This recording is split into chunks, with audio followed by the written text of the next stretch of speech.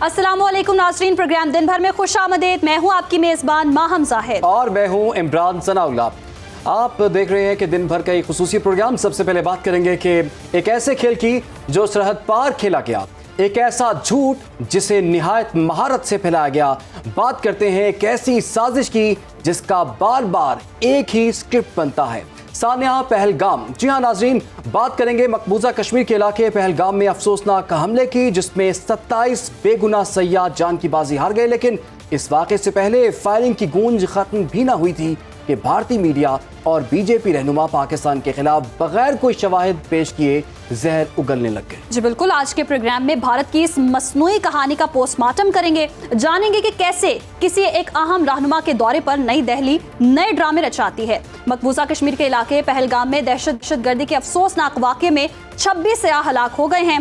पहलगाम हमला गुज़श्ता रोज शाम 3 बजे हुआ और भारतीय खुफिया एजेंसी रॉ से जुड़े सोशल मीडिया अकाउंट ने 3:05 पर पाकिस्तान पर इल्जाम लगाने शुरू कर दिए। हमले के 30 मिनट बाद भारतीय सोशल मीडिया अकाउंट्स ने पाकिस्तान मुखालिफ ट्वीट्स का आगाज कर दिया।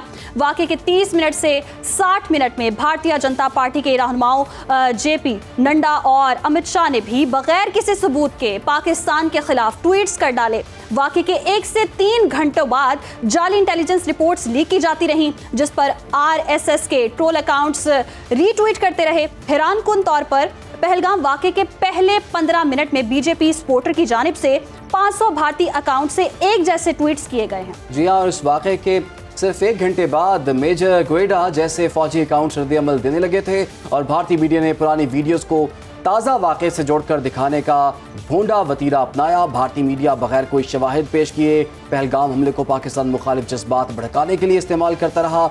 और आपको बताएं कि ये कोई पहला वाक़या नहीं है कि जिसमें भारत ने पाकिस्तान को बदनाम करने की कोशिश की हो।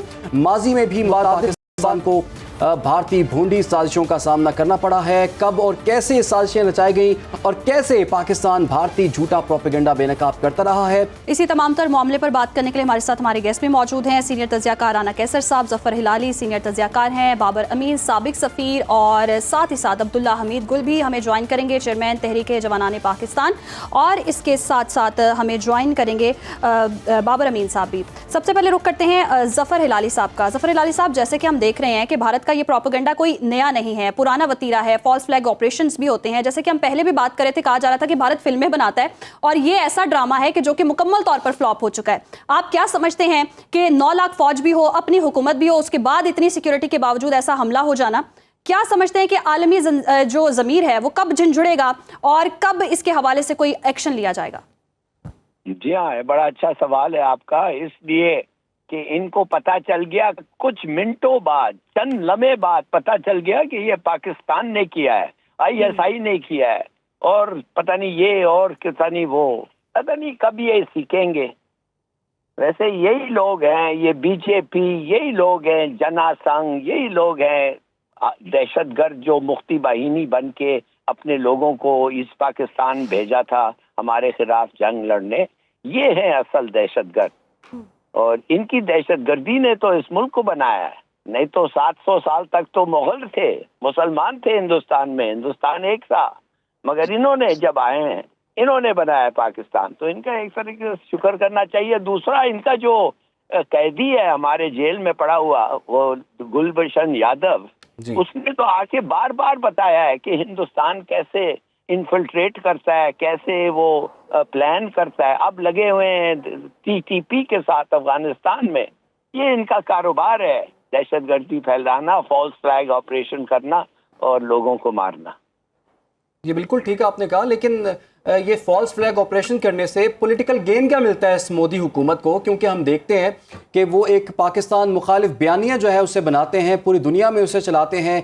वैसे भी इंडिया के अंदर एंटी पाकिस्तान सेंटिमेंट जो है बड़ा बिकता है। सियासी तौर पर मोदी को इसका क्या फायदा होता है? कमाल है आपका सवाल। 3 इलेक्शन तो जीत गया इसी बुनियाद पे।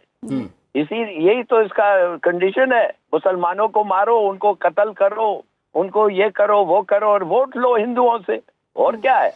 हिंदुस्तान का मकसद ही यही है। सही। चलो आप हमारे साथ रहिए, आगे बढ़ेंगे। अच्छा राना कैसर साहब, ये जो तमाम प्रोपेगेंडा हो रहा है, पाकिस्तान की इस तमाम तरह सूरत हाल पर स्ट्रेटेजी क्या होनी चाहिए? पाकिस्तान का नैरेटिव क्या होना चाहिए? सिफारती तौर पर इस मामले को किस तरह से टैकल किया जाना चाहिए?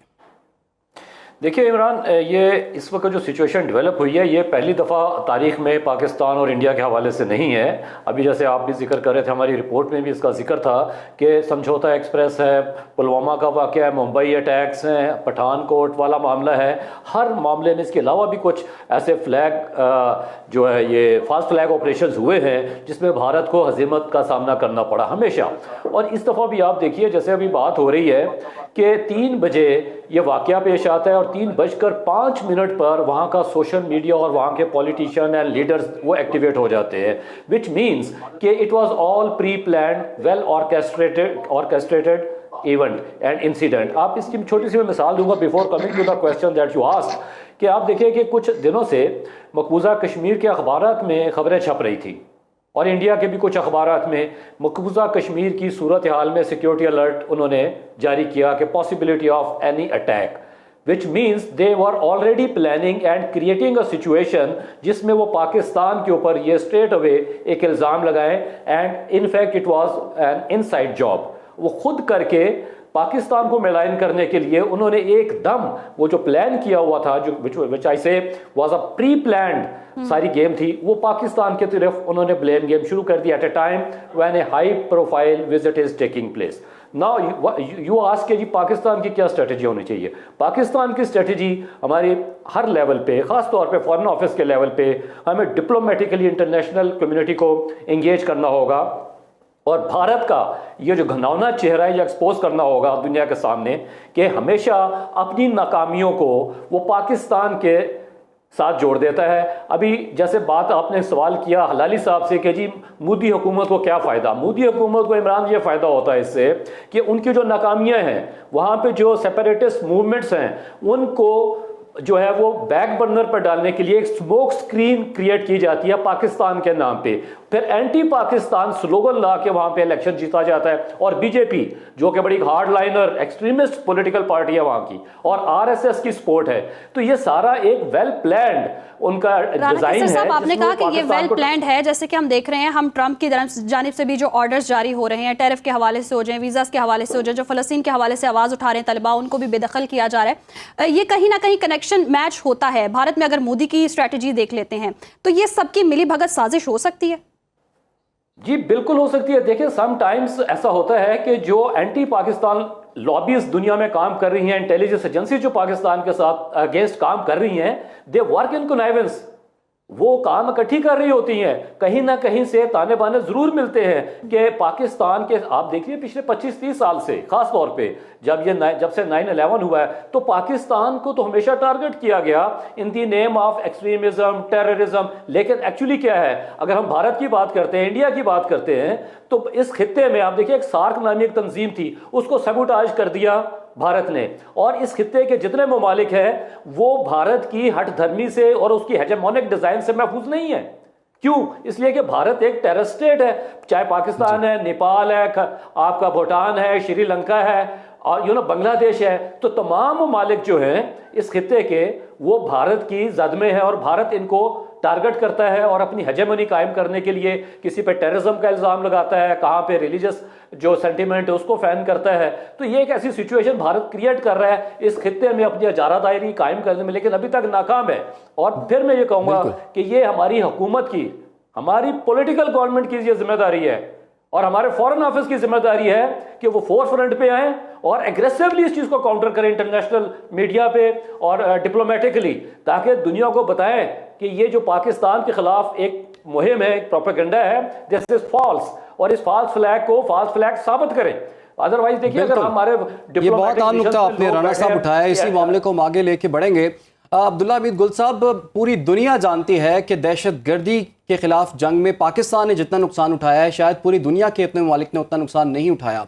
और अब हम देख रहे हैं कि एक फॉल्स फ्लैग ऑपरेशन जो कि मोदी हुकूमत खुद करवा रही है, उसका इल्ज़ाम पाकिस्तान पर धरा जा रहा है और आलमी तौर पर उस इशू को उजागर किया जा रहा है। आपके ख्याल में बैनुल-अक़वामी बरादरी से भारतीय मोदी हुकूमत जो है वो चाह क्या रही है, उनको क्या मिल सकता है सिवाय हमदर्दी के? अब बिस्मिल्लाहिर्रहमानिर्रहीम, नहीं, ऐसी बात नहीं है। भारत को बहुत कुछ मिल सकता है क्योंकि असल मखासमत जो मगरिब की है वो चीन के साथ है और चीन के लिए वो ये समझते हैं, क्योंकि इस खित्ते के अंदर और तो सारे चीन के दोस्त हैं, चाहे वो नेपाल है, चाहे वो श्रीलंका है, चाहे वो पाकिस्तान है। तो मसला यहाँ ये है कि फिर मसला किसके साथ है? तो मसला तो फिर भारत के साथ है चीन का, जहाँ 67 सोल्जर्स को बाकायदा फिस्ट फाइटिंग के अंदर जो है वो चाइना ने जो है वो जहन्नम हासिल किया। अब यहाँ एक और मसला है, कहीं ऐसा तो नहीं है कि वो यहाँ इस खित्ते में आना चाहते हैं और अमरीकी जो है वो उसके ऊपर सपोर्ट करते हुए जिस तरह से नजर आ रहे हैं। अभी आप देखें डोनाल्ड ट्रंप साहब ने जो है वो बयान दे दिया कल ही कि जी हम तो भारत के साथ खड़े हैं। और क्या तहकीकात का हुक्म देना चाहिए था? एक अमेरिका के सदर, एक जिम्मेदार मुल्क जी। के सदर जो है, क्या उसको तहकीकात का इंतजार नहीं करना चाहिए था? जी ठीक है, बहुत बहुत शुक्रिया आपका अब्दुल्ला हमीद गुल साहब, बाबर अमीन साहब, जफर हिलाली साहब और राना कैसर साहब, आपने इस अहम मौजू पर गुफ्तगू की। प्रोग्राम का वक्त खत्म हो जाता है, इजाज़त दीजिए। अल्लाह। अल्लाह।